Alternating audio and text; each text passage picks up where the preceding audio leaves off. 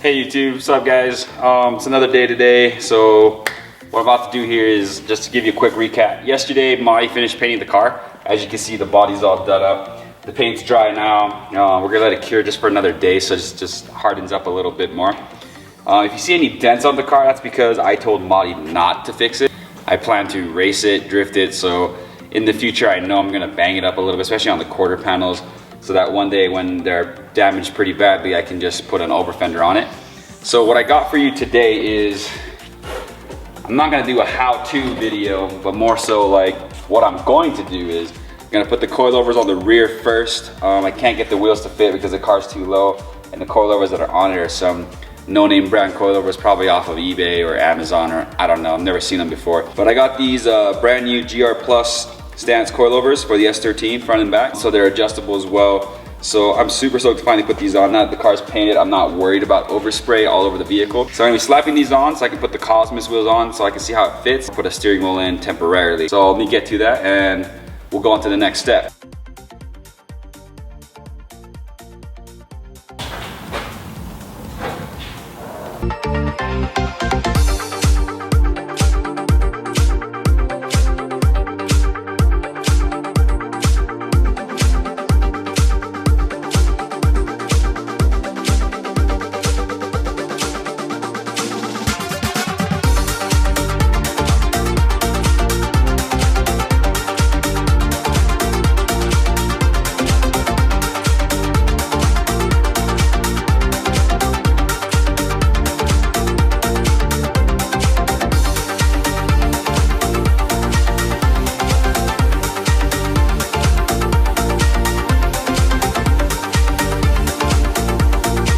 Got the wheel on, as you can see. I didn't really lower anything on it yet, just kind of want it to fit up so that when it drops that I could adjust the alignment later. But let me take the wheel off and show you what it looks like with the coilover inside. There's the coilover inside.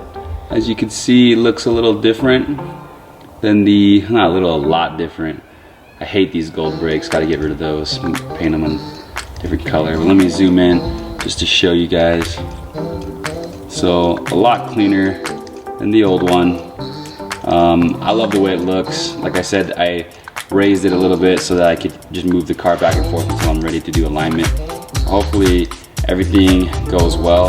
It just feels good to see it inside the car.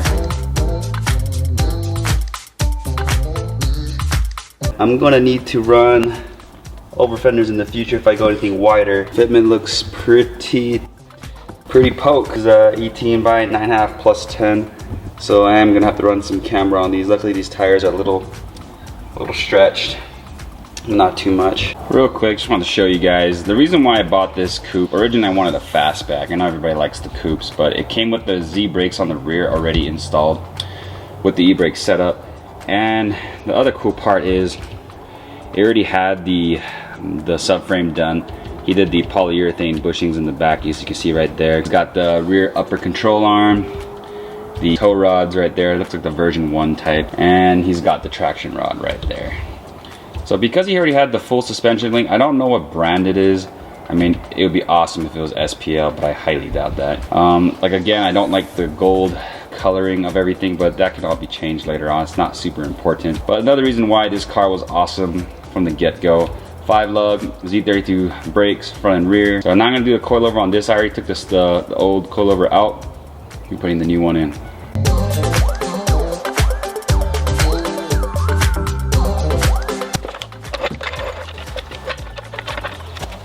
Forgot to take out the stupid thread covers. Make sure you pop those out.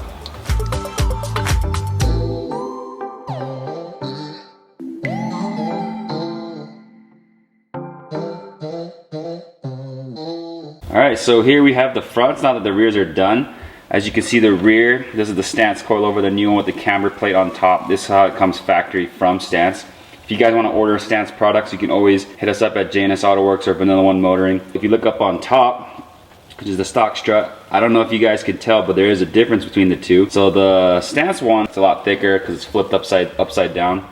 And of course on the original one, on the car, it's in the stock pattern where it goes up in the skinny portion of the tube is right there. Now, as in terms of performance, I am not a suspension pro. I don't know too much about it, but there is a difference. I've used various types, Apexi coilovers, HKS, Greddies. All feel different though.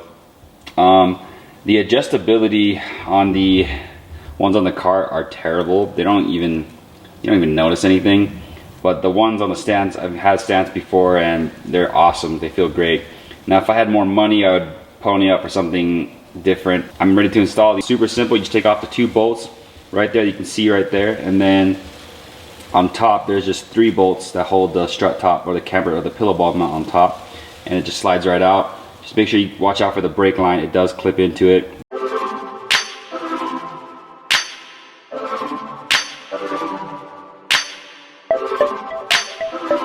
Alright, so if you look at this, it's not even loaded. The spring is super wobbly. It's not even tightened all the way up. This is actually pretty dangerous to drive with.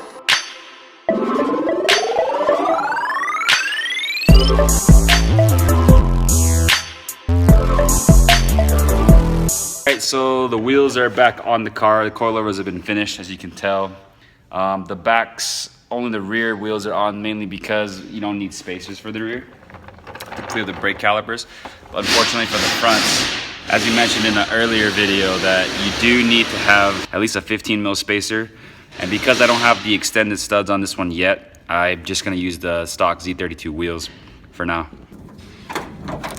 I also put in the strikers and the steering wheel just for temporary, so I can just steer the car around and roll it around.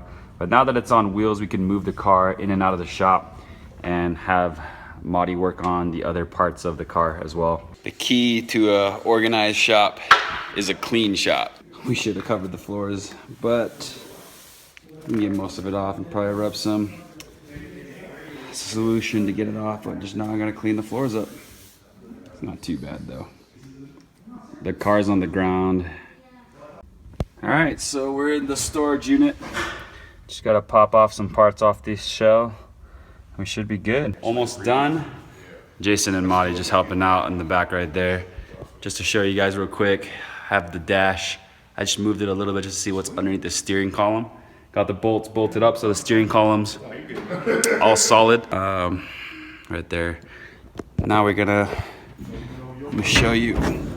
So right here, I got some clear vinyl wrap that I wanted to protect the roll cage a little bit.